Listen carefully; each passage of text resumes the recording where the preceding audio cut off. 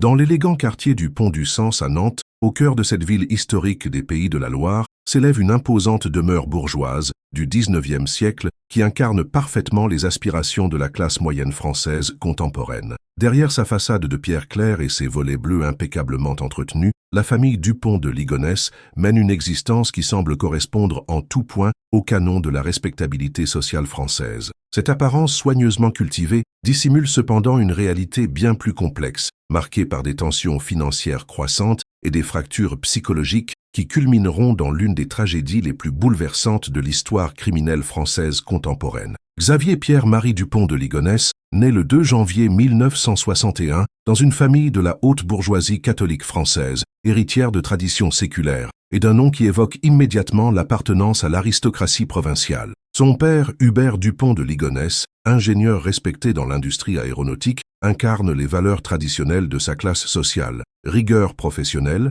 attachement aux conventions religieuses et surtout cette conception particulièrement française de l'honneur familial qui place la réputation au-dessus de toute autre considération. L'enfance de Xavier se déroule dans l'atmosphère feutrée de la bourgeoisie versaillaise, où les apparences revêtent une importance capitale et où l'éducation vise avant tout à perpétuer les codes sociaux hérités des générations précédentes. Le château familial de Ligonnès, propriété ancestrale située dans le Lot, constitue le symbole tangible de cette appartenance à une lignée qui plonge ses racines dans l'histoire de France. Cette propriété, bien que partiellement délabrée, nourrit chez Xavier un sentiment de grandeur hérité qui influencera profondément sa conception de sa place dans la société française. Les études de Xavier révèlent un élève consciencieux, mais sans éclat particulier, davantage soucieux de répondre aux attentes familiales que de développer ses propres aspirations. Le parcours scolaire classique des établissements catholiques privés, de Sainte-Croix de Neuilly aux classes préparatoires aux grandes écoles, façonne une personnalité marquée par le conformisme social et l'intériorisation des valeurs bourgeoises traditionnelles. Cette éducation privilégiée, dispensée dans l'entre-soi de la haute bourgeoisie française, développe chez Xavier une certaine conception de lui-même comme membre d'une élite naturelle, destinée à occuper les positions dirigeantes de la société. L'échec relatif de son parcours académique constitue le premier accroc significatif dans cette trajectoire sociale prédéterminée. L'admission dans une école de commerce de second rang, plutôt que dans une grande école prestigieuse comme l'espérèrent ses parents, marque le début d'un décalage croissant entre ses aspirations sociales héritées et ses capacités réelles. Cette déception initiale révèle déjà la fragilité psychologique d'une personnalité construite essentiellement sur les attentes externes et l'image sociale plutôt que sur des accomplissements personnels authentiques. La rencontre avec Agnès Audanger en 1984 constitue un tournant décisif dans l'existence de Xavier. Cette jeune femme, issue d'une famille bourgeoise bretonne respectée, correspond parfaitement aux critères matrimoniaux de son milieu social, éducation catholique soignée, origine familiale irréprochable et surtout cette élégance discrète qui caractérise la bourgeoisie française traditionnelle. Leur union célébrée en grande pompe dans la cathédrale de Nantes en 1993 symbolise la réunion de deux lignées honorables et l'espoir de perpétuer les traditions familiales dans un cadre social harmonieux. L'installation du jeune couple à Nantes révèle leur volonté commune de construire une existence conforme au modèle bourgeois traditionnel. L'acquisition de la propriété du boulevard Robert Schuman, imposante demeure de maître située dans l'un des quartiers les plus prisés de la ville, témoigne de leurs ambitions sociales et de leur désir d'incarner la réussite bourgeoise provinciale. Cette résidence, avec ses pièces spacieuses, son jardin soigneusement entretenu et son mobilier de famille, devient rapidement le théâtre d'une vie sociale intense, qui place la famille Dupont de Ligonnès au cœur de la société nantaise. La naissance successive de leurs 4 enfants, Arthur en 1990, Thomas en 1992, Anne en 1995 et Benoît en 1996, parachève cette construction familiale idéale selon les critères de leur milieu social. L'éducation dispensée aux enfants reproduit fidèlement les codes de leur classe. Établissement catholique privé, activités extrascolaires valorisées socialement et surtout cette transmission des valeurs traditionnelles qui doit assurer la perpétuation de l'identité familiale. L'engagement religieux de la famille Dupont de Ligonnès révèle l'importance du catholicisme traditionnel dans leur conception de l'existence. La fréquentation assidue de la paroisse Saint-Félix, la participation aux activités caritatives locales et surtout l'adhésion aux valeurs morales conservatrices constituent les piliers de leur identité sociale. cette religiosité qui dépasse le simple conformisme social pour s'enraciner dans une véritable conviction, influence profondément l'organisation de leur vie quotidienne et leurs relations sociales. Les activités professionnelles de Xavier révèlent cependant les premières fissures dans cette construction sociale apparemment parfaite. Ses tentatives successives dans le monde des affaires, conseil en gestion, représentation commerciale et même création d'entreprises se soldent régulièrement par des échecs qui contrastent avec l'image de réussite qu'il s'efforce de maintenir. Cette inadéquation croissante entre ses ambitions sociales et ses capacités professionnelles réelles génère une frustration latente qui affecte progressivement l'équilibre familial. L'évolution du mode de vie familial durant les années 2000 révèle l'ampleur des difficultés financières qui s'accumulent derrière la façade de prospérité bourgeoise. Le maintien des apparences, frais de scolarité des établissements privés, vacances familiales en résidence secondaire, réception sociale régulière, génèrent des coûts qui dépassent largement les revenus réels de Xavier. Cette spirale de l'endettement, dissimulée avec soin aux regards extérieurs, révèle la priorité absolue accordée à l'image sociale sur la réalité économique. L'analyse des relations sociales de la famille révèle l'importance cruciale des réseaux bourgeois dans leur existence quotidienne. Les liens entretenus avec d'autres familles de la haute bourgeoisie nantaise, la participation aux événements mondains locaux et surtout l'adhésion aux codes comportementaux de leur milieu constituent les fondements de leur intégration sociale. Cette sociabilité intensive révèle également la pression constante exercée par le regard des pères sur le maintien des standards sociaux attendus. L'éducation des enfants Dupont de Ligonnès révèle la transmission méticuleuse des valeurs familiales traditionnelles. L'inscription dans les établissements catholiques les plus prestigieux de Nantes, la pratique d'activités valorisées socialement comme l'équitation et la musique classique, et surtout l'inculcation des codes comportementaux bourgeois témoignent de la volonté parentale de perpétuer l'héritage social familial. Cette éducation privilégiée, bien qu'onéreuse, constitue un investissement indispensable dans la reproduction sociale, selon la conception de Xavier et Agnès. Les loisirs familiaux révèlent l'importance accordée aux symboles de distinction sociale dans l'organisation de leur existence. Les séjours réguliers au château familial de Ligonnès, les vacances dans les stations balnéaires prisées par la bourgeoisie française et même les activités de week-end dans les propriétés d'amis témoignent d'un mode de vie qui privilégie systématiquement les marqueurs sociaux sur les considérations financières. Cette recherche constante de l'entre-soi bourgeois révèle l'importance cruciale de l'appartenance sociale dans la construction identitaire familiale. L'évolution de la situation financière de Xavier durant les années 2000 révèle l'aggravation progressive de ses difficultés professionnelles. Les échecs répétés de ses entreprises, les créances impayées qui s'accumulent et surtout l'impossibilité croissante de générer les revenus nécessaires au maintien du train de vie familial créent une pression psychologique considérable. Cette détérioration de la situation économique, soigneusement dissimulée à l'entourage familial et social, génère un stress permanent qui affecte profondément l'équilibre psychologique de Xavier. L'analyse de la correspondance familiale durant cette période révèle les stratégies développées par Xavier pour préserver l'image familiale malgré les difficultés croissantes. Les emprunts successifs auprès de proches, les reports de paiement négociés avec les créanciers et surtout les mensonges répétés sur la réalité de sa situation professionnelle témoignent d'une fuite en avant qui ne peut que conduire à un dénouement dramatique.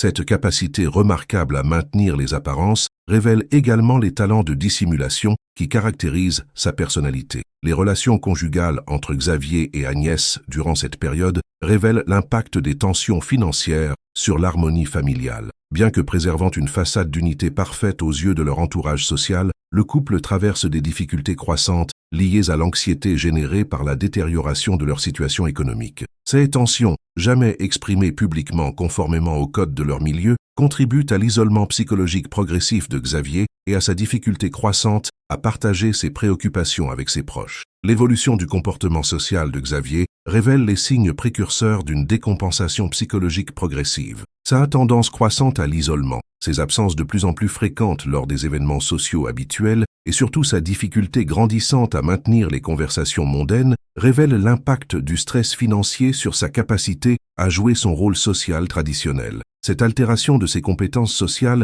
passe largement inaperçue de son entourage, habitué à respecter la discrétion bourgeoise sur les difficultés personnelles. L'engagement associatif de la famille dans diverses œuvres caritatives catholiques révèle l'importance de l'action sociale dans leur conception de leur rôle social. La participation aux activités de bienfaisance, l'aide aux familles nécessiteuses et surtout l'engagement dans les structures paroissiales témoignent d'une volonté de donner du sens à leur existence privilégiée. Cette dimension altruiste de leur engagement social révèle également la sincérité de leurs convictions religieuses au-delà du simple conformisme social. Les projets d'avenir formulés par la famille durant les années précédant la tragédie révèlent la persistance de leurs illusions sur leur capacité à surmonter les difficultés présentes. Les discussions sur l'achat d'une résidence secondaire, les projets d'études supérieures pour les enfants les plus âgés et même les ambitions professionnelles renouvelées de Xavier témoignent d'une forme de déni collectif face à la réalité de leur situation financière. Cette capacité à maintenir l'espoir, malgré l'évidence des difficultés, révèle la force des mécanismes psychologiques de préservation de l'image de soi. L'analyse de la gestion patrimoniale de la famille révèle les contradictions croissantes entre leurs moyens réels et leurs obligations sociales. Le maintien de la propriété du boulevard Robert Schuman, l'entretien coûteux du château familial de Ligonnès et surtout la nécessité de financer le mode de vie familial génèrent des charges incompatibles avec les revenus effectifs de Xavier. Cette inadéquation croissante entre ressources et dépenses révèle l'impasse financière dans laquelle s'engage progressivement la famille. Les relations avec la famille élargie révèlent l'importance des solidarités bourgeoises traditionnelles dans la gestion des difficultés financières. Les emprunts sollicités auprès des parents et beaux-parents, les garanties obtenues grâce aux relations familiales et surtout la discrétion maintenue sur l'ampleur réelle des problèmes témoignent du fonctionnement des réseaux de solidarité bourgeoise. Cette assistance familiale, bien qu'appréciable, reste insuffisante face à l'ampleur des difficultés accumulées. L'évolution des préoccupations religieuses de Xavier durant cette période révèle l'intensification de sa quête spirituelle face aux épreuves matérielles. Sa participation plus assidue aux offices religieux, ses lectures théologiques approfondies, et surtout sa réflexion sur le sens de l'existence révèlent une dimension mystique croissante de sa personnalité. Cette spiritualité renforcée, loin d'apaiser ses angoisses, semble au contraire alimenter une forme d'exaltation qui inquiète parfois son entourage proche. Les dernières tentatives entrepreneuriales de Xavier révèlent sa détermination désespérée à résoudre les difficultés familiales par un succès professionnel spectaculaire. Les projets commerciaux de plus en plus ambitieux, les investissements hasardeux dans des secteurs qu'il maîtrise mal et surtout sa confiance excessive dans des solutions miracles révèlent une forme de fuite en avant qui ne peut que précipiter l'effondrement final. Cette escalade dans la prise de risque témoigne de l'état psychologique dégradé dans lequel se trouve Xavier à l'approche de la tragédie. L'organisation de la vie domestique révèle le rôle central d'Agnès dans le maintien de l'harmonie familiale, malgré les tensions croissantes. Sa gestion méticuleuse du quotidien familial, son attention constante portée à l'éducation des enfants et surtout sa capacité à préserver la sérénité du foyer malgré les préoccupations financières témoignent d'un dévouement remarquable. Cette abnégation maternelle, caractéristique des mères de famille bourgeoises traditionnelles, contribue paradoxalement à maintenir les illusions sur la pérennité de leur mode de vie. L'évolution des relations avec les enfants révèle l'impact progressif des tensions familiales sur l'équilibre des plus jeunes. Bien que préserver des détails financiers conformément aux usages bourgeois de protection de l'enfance, Arthur, Thomas, Anne et Benoît perçoivent néanmoins l'anxiété croissante de leurs parents à travers les modifications subtiles de l'atmosphère familiale. Cette sensibilité enfantine aux tensions non exprimées révèle l'impossible dissimulation totale des difficultés familiales malgré tous les efforts déployés. L'analyse des derniers mois précédant la tragédie révèle l'accélération dramatique de la dégradation de la situation familiale, l'accumulation des créances impayées, les menaces de saisie immobilière et surtout l'épuisement progressif de toutes les solutions de financement révèlent l'impasse dans laquelle s'engage irrémédiablement la famille Dupont de Ligonnès. Cette situation d'urgence absolue, dissimulée avec l'énergie du désespoir, crée les conditions psychologiques qui rendront possible l'impensable. La façade parfaite de la famille Dupont de Ligonnès révèle ainsi la fragilité des constructions sociales fondées sur les apparences plutôt que sur des bases économiques solides. Cette tragédie annoncée, fruit de l'impossible conciliation entre ambitions bourgeoises et moyens financiers limités, illustre les contradictions profondes d'une société française attachée aux signes extérieurs de réussite au détriment parfois de l'équilibre psychologique et familial. L'effondrement de cette façade soigneusement entretenue révèle que derrière les apparences les plus respectables peuvent se dissimuler les drames les plus terrifiants, préparant ainsi le terrain de l'une des tragédies les plus bouleversantes de l'histoire criminelle française contemporaine.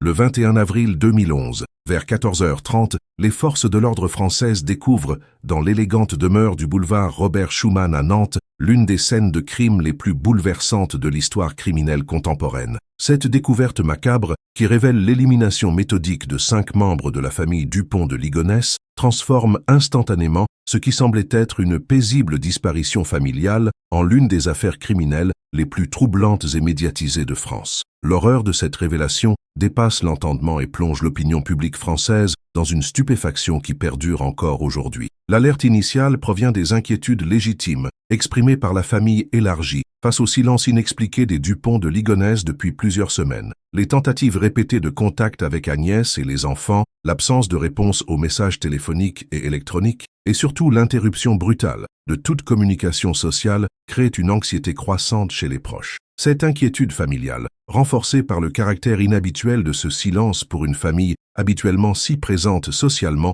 pousse finalement les autorités à effectuer une vérification de sécurité au domicile familial. L'intervention des services de secours révèle immédiatement l'ampleur du drame qui s'est joué dans cette demeure bourgeoise. Les enquêteurs découvrent les corps d'Agnès Dupont de Ligonnès et de ses 4 enfants, Arthur, Thomas, Anne et Benoît, soigneusement disposés dans la cave de la propriété familiale. Cette mise en scène macabre révèle une organisation méthodique qui contraste dramatiquement avec l'image de spontanéité que pourrait suggérer un crime passionnel. L'état de conservation des corps et les indices techniques permettent aux experts de situer les décès vers le début du mois d'avril, révélant ainsi que cette tragédie s'est déroulée plusieurs semaines avant sa découverte. L'analyse préliminaire de la scène de crime révèle des éléments qui bouleversent immédiatement les enquêteurs par leur caractère méticuleux et prémédité. Les victimes ont été neutralisées par arme à feu, selon une méthode qui révèle une exécution froide et calculée plutôt qu'un geste impulsif. Cette précision dans l'exécution, combinée à l'absence de signes de lutte, suggère que les victimes ont été prises par surprise par quelqu'un en qui elles avaient confiance absolue. Cette réalité technique transforme immédiatement l'enquête d'une recherche de famille disparue en investigation pour homicide multiple. L'examen des lieux révèle une mise en scène post-mortem qui témoigne d'une préoccupation troublante pour la dignité des défunts. Les corps sont disposés avec un soin particulier, recouverts de linge blanc et accompagnés d'objets religieux qui révèlent l'importance de la dimension spirituelle dans l'esprit de l'auteur des faits. Cette sacralisation de la mort contraste de manière saisissante avec la violence de l'acte initial et révèle la complexité psychologique de la personnalité qui a orchestré cette tragédie familiale. L'investigation technique révèle rapidement l'absence notable de Xavier Dupont de Ligonnès sur la scène de crime. Cette constatation, combinée aux indices découverts dans la propriété, oriente immédiatement les soupçons vers le père de famille. L'analyse des derniers mouvements financiers, l'examen de la correspondance récente et surtout la découverte de préparatifs évidents révèlent que Xavier avait minutieusement planifié cette tragédie et organisé sa fuite avant même de passer à l'acte. La reconstitution des derniers jours précédant le drame révèle un scénario d'une froideur calculatrice qui glace l'opinion publique française. Les analyses révèlent que Xavier a méthodiquement préparé l'élimination de sa famille tout en maintenant une façade de normalité qui a trompé son entourage jusqu'au dernier moment. Cette capacité de dissimulation exceptionnelle révèle une personnalité capable de compartimenter ses émotions et ses actions d'une manière qui défie la compréhension psychologique conventionnelle. L'examen de la correspondance récente de Xavier révèle des éléments troublants qui éclairent ses motivations présumées. Les lettres adressées à ses proches évoquent des difficultés professionnelles insurmontables, une situation financière catastrophique et surtout une forme de désespoir existentiel qui semble avoir justifié à ses yeux l'acte irréparable. Ces documents révèlent également sa conviction que sa famille ne pourrait pas survivre à l'effondrement de leur statut social et qu'il accomplissait un geste de compassion en épargnant à ses proches l'humiliation de la déchéance sociale. L'analyse des mouvements bancaires durant les semaines précédant les faits révèle les préparatifs financiers méticuleusement organisés par Xavier, les retraits d'espèces importants, les virements vers des comptes non identifiés et surtout la liquidation discrète de certains actifs témoignent d'une planification à long terme de sa fuite. Cette gestion financière révèle que Xavier avait anticipé sa survie après l'accomplissement de son projet et qu'il avait organisé les moyens de financer sa nouvelle existence clandestine. L'investigation révèle également la sophistication des mesures prises par Xavier pour retarder la découverte des corps et maximiser son avance sur les enquêteurs. L'isolation hermétique de la cave, l'utilisation de produits destinés à limiter la décomposition et surtout les dispositions prises pour justifier l'absence de la famille révèlent une planification technique remarquable. Ces précautions révèlent sa connaissance des procédures d'investigation et sa détermination à optimiser ses chances d'échapper aux poursuites. L'examen des dernières communications de Xavier avec son entourage révèle sa capacité exceptionnelle à maintenir les apparences jusqu'au dernier moment. Les messages envoyés au nom de sa femme,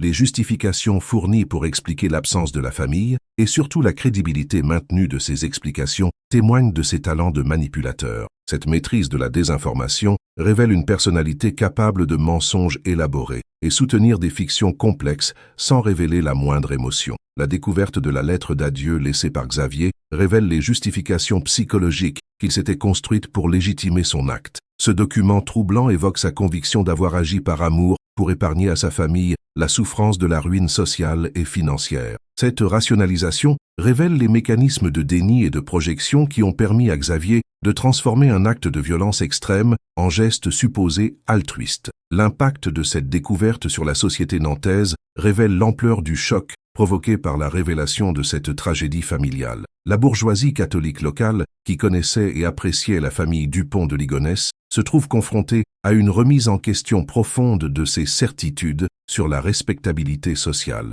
Cette onde de choc révèle que l'horreur de ce crime dépasse largement le cadre familial pour interroger les fondements mêmes de la société bourgeoise française. L'enquête révèle également l'existence de signaux d'alarme que l'entourage avait négligés ou mal interprétés. Les changements subtils de comportement de Xavier, ses absences de plus en plus fréquentes et surtout ses propos parfois énigmatiques révèlent rétrospectivement les indices d'une décompensation psychologique progressive. Cette analyse rétrospective révèle la difficulté de détecter les signes précurseurs d'un passage à l'acte chez des personnalités apparemment équilibrées. L'investigation technique révèle la sophistication de l'armement utilisé et les compétences révélées par Xavier dans son maniement. L'acquisition légale des armes utilisées, leur préparation technique appropriée et surtout l'efficacité de leur utilisation révèlent une préparation méthodique qui contraste avec l'image d'amateur que pourrait suggérer sa profession civile. Cette expertise révèle des compétences acquises antérieurement et soigneusement dissimulées à son entourage.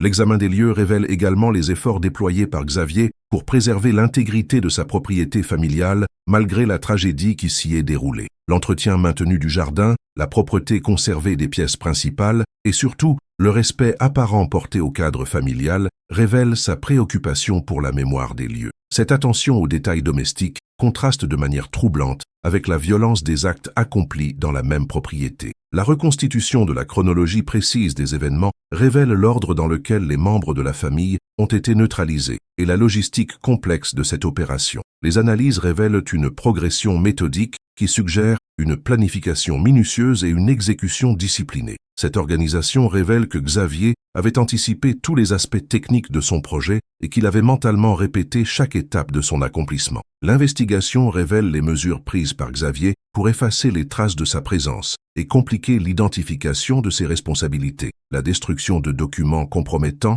l'effacement de données informatiques sensibles et surtout la manipulation de certains indices révèlent sa connaissance des procédures d'investigation criminelle. Cette sophistication technique révèle une préparation qui dépasse largement les compétences d'un criminel occasionnel. L'analyse des réactions de l'entourage professionnel et social révèle l'incrédulité générale face à la révélation de la culpabilité présumée de Xavier. Les témoignages unanimes sur son caractère apparemment équilibré, sa réputation de père de famille dévoué et surtout l'absence de signes précurseurs de violence révèlent l'exceptionnalité de cette tragédie. Cette surprise collective révèle la capacité de Xavier à maintenir une façade sociale parfaite jusqu'au moment de passer à l'acte. L'examen des dernières semaines révèle les ultimes tentatives de Xavier pour résoudre ses difficultés financières par des moyens légaux, les démarches entreprises auprès des établissements bancaires, les négociations avec les créanciers et surtout les projets professionnels formulés jusqu'au dernier moment révèlent que la décision de passer à l'acte n'a été prise qu'après l'épuisement de toutes les alternatives conventionnelles. L'investigation révèle également l'impact psychologique de l'effondrement financier sur la perception que Xavier avait de sa responsabilité paternelle. Les analyses suggèrent qu'il avait développé une conception déformée de son devoir de protection familiale qui transformait l'homicide en acte supposé d'amour paternel. Cette distorsion psychologique révèle les mécanismes de rationalisation qui ont rendu possible l'impensable. L'analyse des dispositions testamentaires et successorales révèle les préoccupations de Xavier pour l'avenir posthume de ses biens et la mémoire familiale. Les documents découverts révèlent sa volonté de préserver certains éléments du patrimoine familial et d'organiser la transmission de l'héritage selon ses dernières volontés. Cette attention aux questions successorales révèle sa conviction que sa mort suivrait rapidement l'accomplissement de son projet. L'examen des dernières communications religieuses de Xavier révèle l'intensification de sa spiritualité dans les semaines précédant la tragédie. Les échanges avec des responsables religieux, les lectures théologiques approfondies et surtout les questions existentielles soulevées révèlent une quête de justification spirituelle de ses intentions. Cette religiosité exacerbée révèle sa tentative de concilier ses convictions catholiques avec la préparation de son acte. L'investigation révèle les derniers moments passés par Xavier dans la propriété familiale, après l'accomplissement de son projet. Les indices techniques révèlent qu'il a consacré plusieurs heures à organiser la mise en scène finale et à préparer son départ. Cette période de transition révèle une forme de ritualisation de la mort qui témoigne de l'importance accordée à la dimension symbolique de ses actes. L'analyse des itinéraires de fuite préparés par Xavier révèle la sophistication de sa planification logistique et sa connaissance des procédures de recherche criminelle. Les moyens de transport alternatifs prévus, les itinéraires multiples envisagés et surtout les destinations potentielles identifiées révèlent une préparation qui anticipe les méthodes d'investigation modernes. Cette expertise révèle des connaissances qui dépassent largement celles d'un civil ordinaire. L'impact médiatique de cette révélation révèle l'ampleur du choc provoqué dans l'opinion publique française par la découverte de cette tragédie familiale. La couverture journalistique exceptionnelle consacrée à cette affaire révèle la fascination morbide exercée par cette histoire sur la société française contemporaine. Cette médiatisation révèle également les interrogations profondes soulevées par cette tragédie sur les apparences sociales et les réalités cachées de la bourgeoisie française. L'impensable tragédie de la famille Dupont de Ligonnès révèle ainsi comment l'effondrement des certitudes sociales et financières peut transformer un père de famille apparemment exemplaire en meurtrier de ses propres proches. Cette découverte macabre, qui transforme instantanément une disparition familiale mystérieuse en quinte homicide prémédité, ouvre l'une des chasses à l'homme les plus médiatisés de l'histoire criminelle française contemporaine. L'horreur révélée dans cette paisible demeure bourgeoise annonce déjà l'obsession collective que suscitera la fuite de Xavier et l'impossible traque qui captivera l'attention de toute une nation pendant plus d'une décennie. Dans les heures qui suivent la découverte macabre du boulevard Robert Schuman, la France entière découvre l'existence de Xavier Dupont de Ligonnès et bascule immédiatement dans une fascination morbide pour ce personnage énigmatique qui vient de commettre l'impensable. Cette révélation marque le début de la chasse à l'homme la plus médiatisée et la plus obsessionnelle de l'histoire criminelle française contemporaine. L'émotion suscitée par cette tragédie familiale, combinée au mystère entourant la fuite du présumé coupable, génère un phénomène social sans précédent qui transforme Xavier en figure centrale de l'imaginaire criminel français. La reconstitution minutieuse des derniers mouvements confirmés de Xavier révèle une fuite orchestrée avec la même méticulosité que la préparation du crime lui-même. Les analyses des services d'investigation révèlent que Xavier avait quitté Nantes le 15 avril 2011, soit plusieurs jours après l'accomplissement présumé de son acte, bénéficiant ainsi d'une avance considérable sur ses poursuivants. Cette anticipation révèle une planification remarquable qui transforme immédiatement cette poursuite en défi exceptionnel pour les forces de l'ordre françaises. L'itinéraire initial de sa fuite révèle une connaissance approfondie de la géographie française et une stratégie de déplacement sophistiquée. Les investigations révèlent que Xavier s'est dirigé vers le sud de la France en empruntant des itinéraires secondaires soigneusement choisis pour éviter les systèmes de surveillance automatisés. Cette progression méthodique vers les Alpes révèle soit une destination finale prédéterminée, soit une volonté de se rapprocher des frontières pour faciliter une éventuelle fuite internationale. La dernière trace confirmée de Xavier remonte au 22 avril 2011 dans un hôtel de Roquebrune-sur-Argent dans le département du Var, où il avait réservé une chambre sous sa véritable identité. Cette dernière apparition publique révèle paradoxalement une certaine désinvolture qui contraste avec la sophistication de sa préparation antérieure. L'abandon de toute précaution dans l'usage de son identité réelle suggère soit un abandon de sa stratégie de dissimulation, soit la proximité de l'étape finale de son plan de fuite. L'analyse des images de vidéosurveillance de cet hôtel révèle un Xavier apparemment détendu, ne manifestant aucun signe visible de stress ou d'urgence. Cette sérénité apparente, captée par les caméras quelques jours seulement après l'accomplissement de son crime, bouleverse l'opinion publique et révèle une personnalité capable de compartimenter ses émotions de manière exceptionnelle. Cette froideur émotionnelle transforme Xavier en figure fascinante autant qu'effrayante pour l'imaginaire collectif français. La mobilisation des forces de l'ordre révèle l'ampleur exceptionnelle des moyens déployés pour retrouver Xavier Dupont de Ligonnès. L'enquête confiée à la section de recherche de la gendarmerie de Nantes, sous la direction du colonel Hubert Massa, mobilise des ressources considérables et utilise les technologies les plus avancées disponibles. Cette mobilisation révèle que l'État français considère cette affaire comme une priorité absolue, tant en raison de la gravité des faits que de l'impact médiatique considérable généré par cette disparition. L'internationalisation progressive de la recherche révèle les soupçons des enquêteurs sur une possible fuite à l'étranger.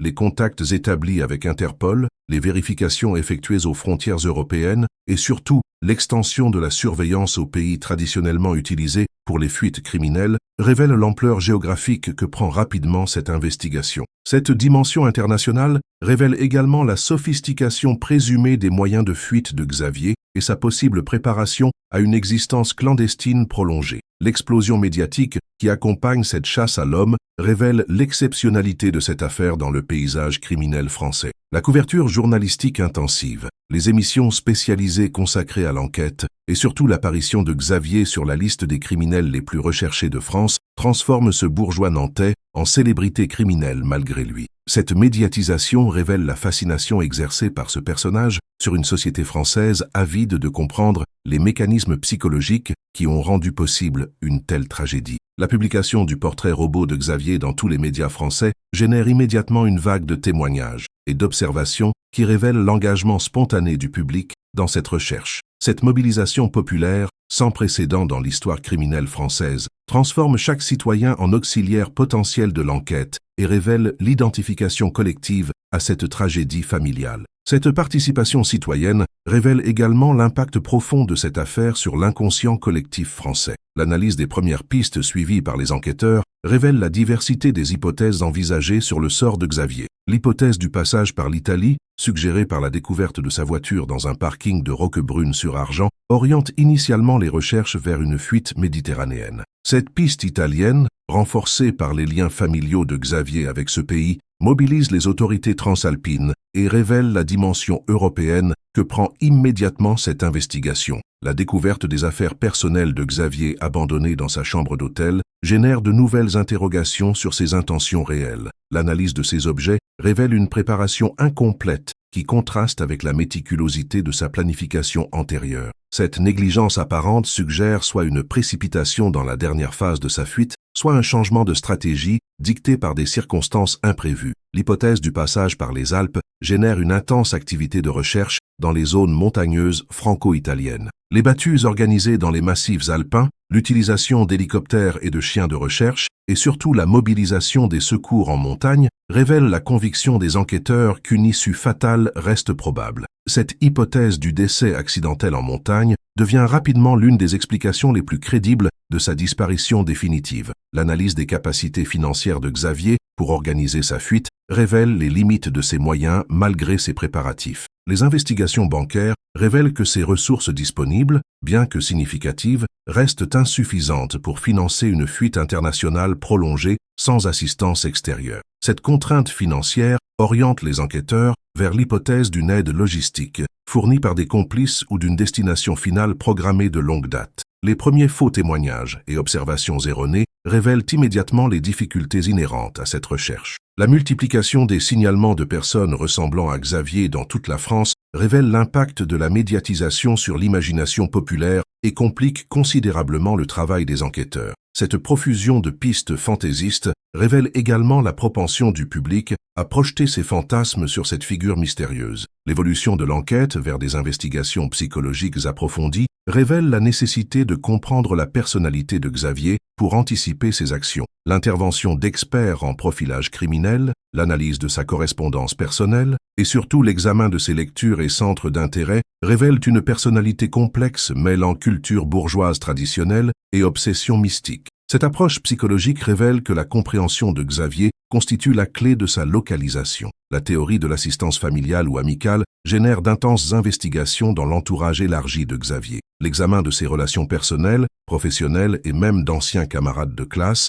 révèle la recherche méthodique de tous les soutiens potentiels. Cette investigation exhaustive révèle l'isolement relatif de Xavier et l'improbabilité d'une aide extérieure significative, renforçant l'hypothèse d'une fuite solitaire aux ressources limitées. l'impact de cette chasse à l'homme sur la société française révèle l'émergence d'un véritable phénomène culturel autour de la figure de Xavier. L'apparition de forums Internet consacrés à l'affaire, la multiplication des théories conspirationnistes et surtout l'engagement passionné d'enquêteurs amateurs révèlent la transformation de cette tragédie en obsession collective. Cette appropriation populaire révèle les besoins psychologiques satisfaits par cette énigme criminelle dans la France contemporaine. Les révélations progressives sur la personnalité de Xavier alimentent constamment l'intérêt médiatique et public. Les témoignages de ses connaissances, l'analyse de ses écrits personnels et surtout la reconstitution de son état psychologique dans les mois précédant la tragédie révèlent une personnalité plus complexe que ne le suggérait son apparence bourgeoise conventionnelle.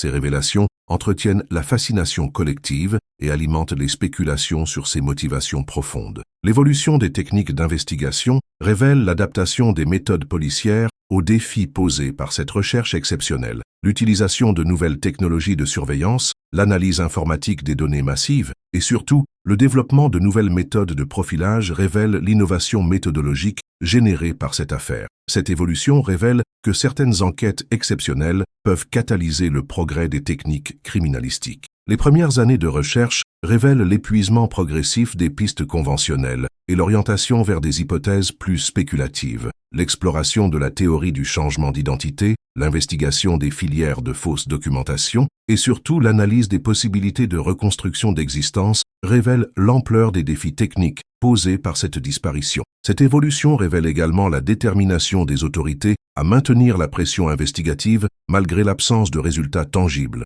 L'hypothèse de l'exil volontaire dans un pays sans accord d'extradition génère des investigations diplomatiques complexes qui révèlent la dimension géopolitique de cette affaire. Les contacts établis avec les autorités de pays sud-américains ou asiatiques, les vérifications effectuées dans les communautés françaises expatriées et surtout l'analyse des possibilités de reconstruction d'identité révèlent l'internationalisation croissante de cette recherche. L'impact de cette affaire sur l'évolution de la criminalistique française révèle les enseignements tirés de cette investigation exceptionnelle. Le développement de nouvelles procédures de recherche, l'amélioration des techniques de profilage et surtout l'optimisation de la coopération internationale révèlent les bénéfices méthodologiques générés par cette affaire. Cette évolution révèle que les échecs apparents peuvent paradoxalement contribuer au progrès des techniques d'investigation. La persistance de l'intérêt médiatique révèle la transformation de Xavier en figure mythologique de la criminalité française contemporaine. La production de documentaires, la publication d'ouvrages spécialisés et même l'inspiration de créations artistiques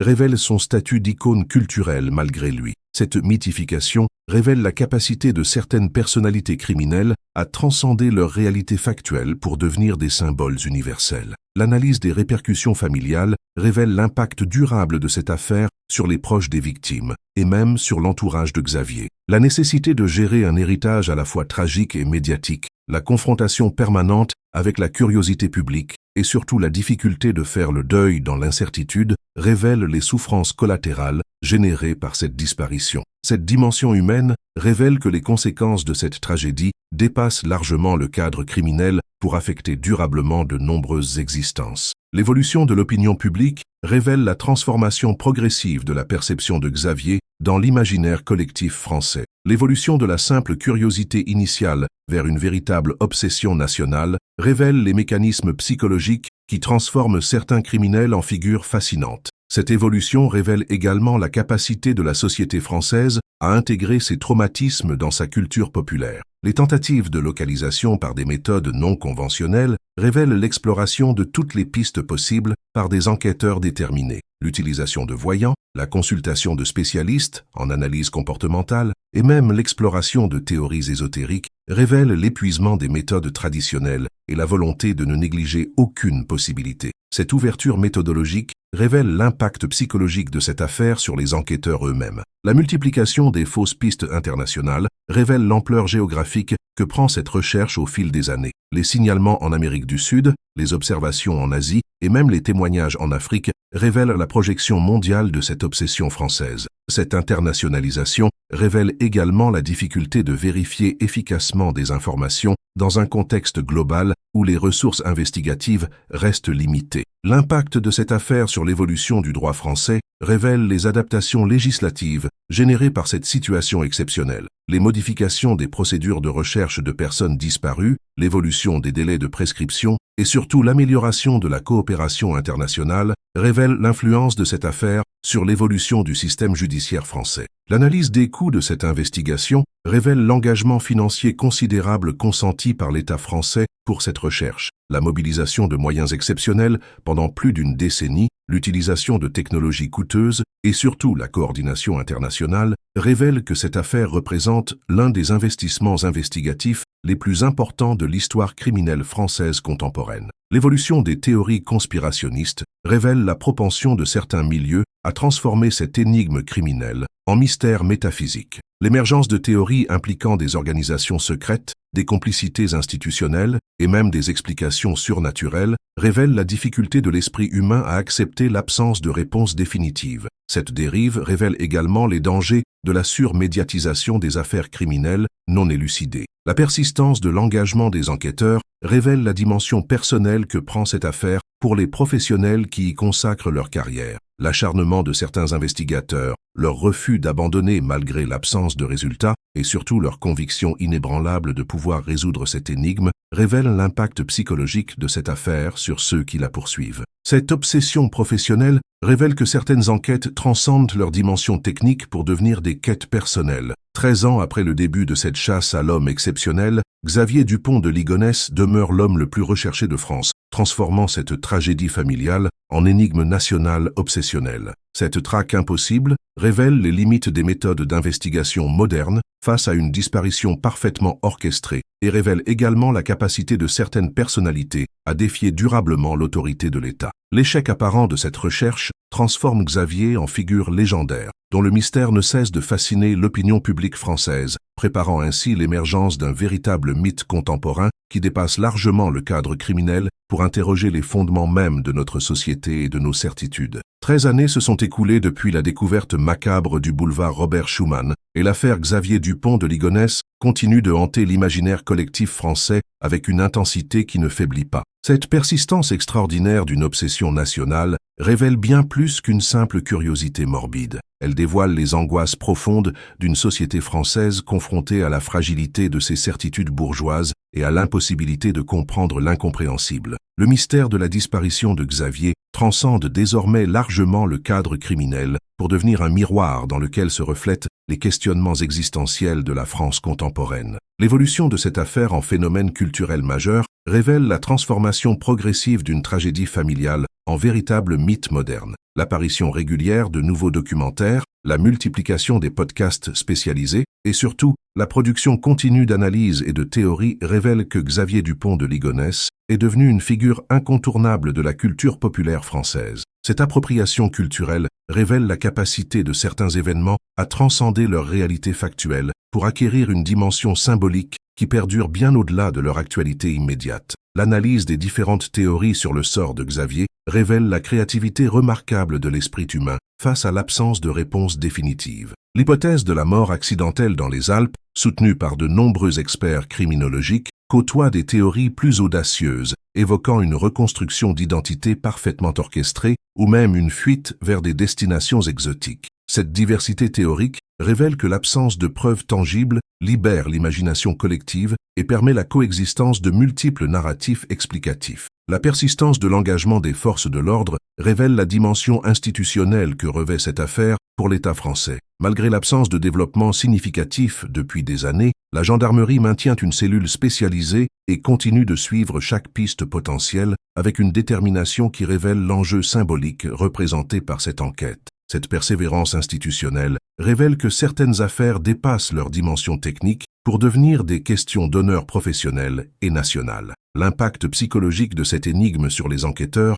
révèle les conséquences personnelles de cette obsession professionnelle. Les témoignages de gendarmes et de policiers ayant consacré leur carrière à cette recherche révèlent une forme d'identification personnelle à cette quête qui transcende les obligations professionnelles conventionnelles. Cette dimension humaine révèle que certaines enquêtes transforment leurs protagonistes et génèrent des engagements qui dépassent largement le cadre institutionnel. L'évolution de l'intérêt médiatique révèle la capacité exceptionnelle de cette affaire à renouveler constamment l'attention publique. Chaque anniversaire de la découverte chaque nouvelle piste évoquée, et surtout chaque développement technique dans les méthodes d'investigation, génèrent immédiatement une recrudescence de l'intérêt médiatique. Cette cyclicité révèle que Xavier Dupont de Ligonnès est devenu un personnage récurrent de l'actualité française, indépendamment des développements factuels de l'enquête. L'analyse sociologique de cette obsession collective révèle les besoins psychologiques satisfaits par cette énigme dans la France contemporaine. La fascination pour ce bourgeois respecté devenu criminel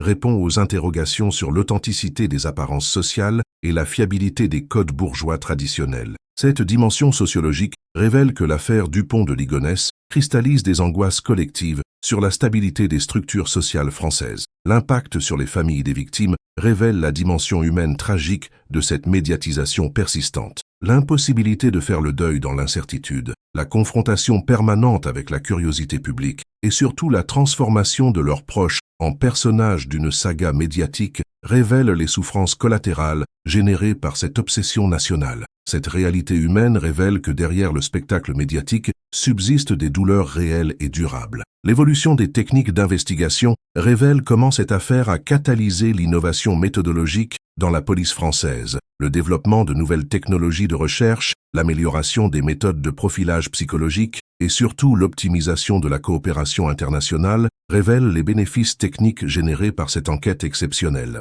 Cette évolution révèle que les échecs apparents peuvent paradoxalement contribuer au progrès des sciences criminalistiques. La multiplication des enquêteurs amateurs révèle la démocratisation de l'investigation criminelle à l'ère d'Internet. L'émergence de communautés virtuelles consacrées à l'analyse de cette affaire, la production d'analyses sophistiquées par des passionnés et même l'organisation d'expéditions de recherche révèlent l'appropriation populaire de cette enquête. Cette participation citoyenne révèle l'évolution des rapports entre les institutions et le public dans la France numérique contemporaine. L'influence de cette affaire sur l'évolution de la criminologie française révèle son statut de cas d'étude exceptionnel. L'analyse de la personnalité de Xavier, l'étude de ses méthodes de dissimulation et surtout l'examen de sa capacité à maintenir une double vie révèlent des enseignements précieux pour la compréhension des mécanismes criminels. Cette dimension académique révèle que certaines affaires transcendent leur actualité pour devenir des références durables dans l'évolution des sciences humaines.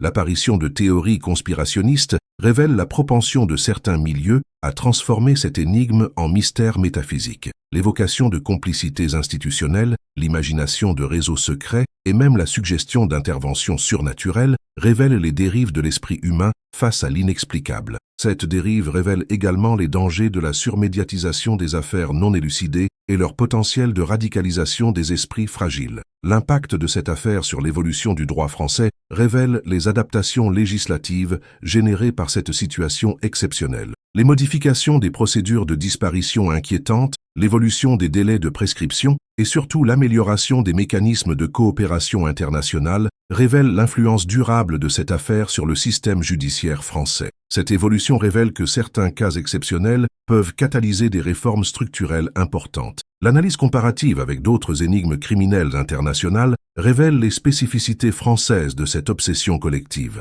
La comparaison avec des affaires similaires dans d'autres pays révèle que la France développe une relation particulièrement intense avec ces mystères criminels non résolus. Cette spécificité culturelle révèle des traits caractéristiques de la mentalité française face à l'inexpliqué et à l'autorité. L'évolution de la représentation de Xavier dans l'imaginaire populaire révèle sa transformation progressive en archétype du crime bourgeois français. Sa figure incarne désormais le prototype du criminel insoupçonnable, du père de famille exemplaire, dissimulant des abîmes de violence. Cette archétypisation révèle que certaines personnalités criminelles acquièrent une dimension mythologique qui transcende leur réalité historique. L'influence de cette affaire sur la création artistique révèle son statut d'inspiration culturelle majeure. L'apparition de romans, de pièces de théâtre et même d'œuvres picturales inspirées par cette histoire révèle sa capacité à stimuler la créativité artistique française. Cette appropriation artistique révèle que les tragédies exceptionnelles peuvent paradoxalement nourrir l'expression culturelle et contribuer à l'enrichissement du patrimoine créatif national. L'impact économique de cette obsession révèle la dimension commerciale acquise par cette tragédie familiale. L'industrie éditoriale, les productions audiovisuelles et même le tourisme morbide génèrent des revenus considérables autour de cette affaire. Cette commercialisation révèle la transformation de la souffrance humaine en produit de consommation culturelle. soulevant des questions éthiques importantes sur l'exploitation des tragédies personnelles. L'évolution de l'opinion publique révèle la maturation progressive de l'approche française de cette affaire. L'évolution de la simple curiosité initiale vers une réflexion plus approfondie sur ses implications sociales révèle une forme de sagesse collective progressive. Cette maturation révèle la capacité de la société française à tirer des enseignements durables de ces traumatismes collectifs. L'analyse des répercussions sur la bourgeoisie française révèle l'impact de cette affaire sur l'image de cette classe sociale. La remise en question des apparences bourgeoises, l'interrogation sur l'authenticité des valeurs traditionnelles et surtout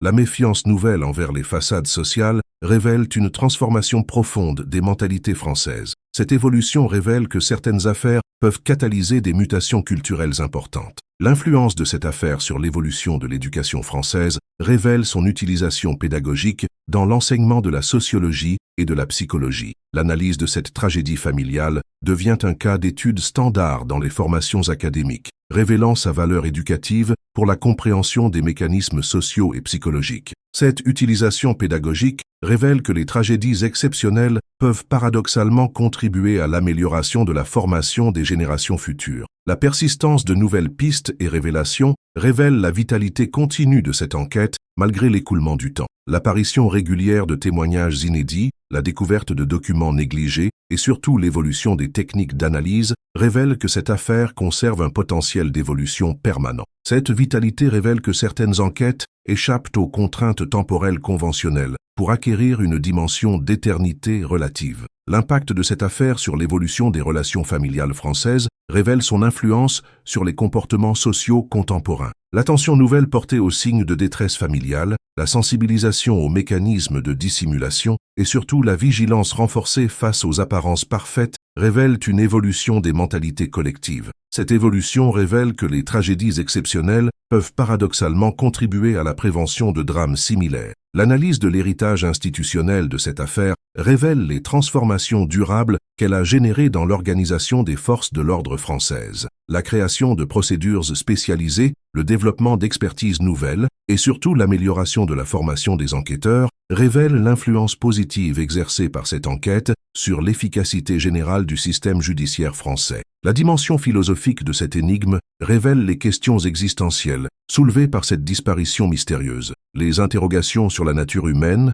les limites de la connaissance et surtout la confrontation avec l'incompréhensible révèlent que cette affaire transcende largement son cadre criminel pour poser des questions métaphysiques fondamentales. Cette dimension philosophique révèle que certaines énigmes humaines acquièrent une portée universelle qui dépasse leur contexte historique particulier. L'évolution des technologies de recherche révèle l'espoir persistant de résoudre cette énigme grâce aux progrès techniques. L'utilisation de l'intelligence artificielle, le développement de nouveaux outils d'analyse et surtout l'amélioration constante des méthodes d'investigation révèlent que la solution technique reste envisageable. Cette évolution technologique révèle que certaines affaires peuvent bénéficier du progrès scientifique pour trouver des résolutions inattendues. L'impact de cette affaire sur la psychologie collective française révèle sa fonction cathartique dans l'évacuation des angoisses sociales contemporaines. La projection des peurs collectives sur cette figure criminelle, la sublimation de l'angoisse sociale dans l'obsession investigatrice et surtout la transformation de l'incompréhensible en spectacle rassurant révèlent les mécanismes psychologiques collectifs mis en œuvre par cette fascination. Cette fonction cathartique révèle que certaines affaires criminelles remplissent des fonctions sociales qui dépassent largement leur dimension factuelle. 13 ans après sa disparition mystérieuse, Xavier Dupont de Ligonnès est devenu bien plus qu'un simple fugitif. Il incarne désormais l'une des énigmes les plus fascinantes de la France contemporaine, un mystère qui révèle autant sur notre société que sur l'individu qu'il cherche à comprendre. Cette persistance extraordinaire d'une obsession nationale révèle que certaines affaires transcendent leur époque pour devenir des miroirs permanents de nos interrogations collectives sur la nature humaine, les apparences sociales et les limites de notre compréhension du monde. L'énigme éternelle que représente Xavier Dupont de Ligonnès continue de nous interroger sur les fondements de nos certitudes, la fiabilité de nos jugements et surtout sur notre capacité à accepter l'inexplicable dans un monde qui valorise la rationalité et la transparence. Son histoire demeure un avertissement sur les dangers de l'enfermement social,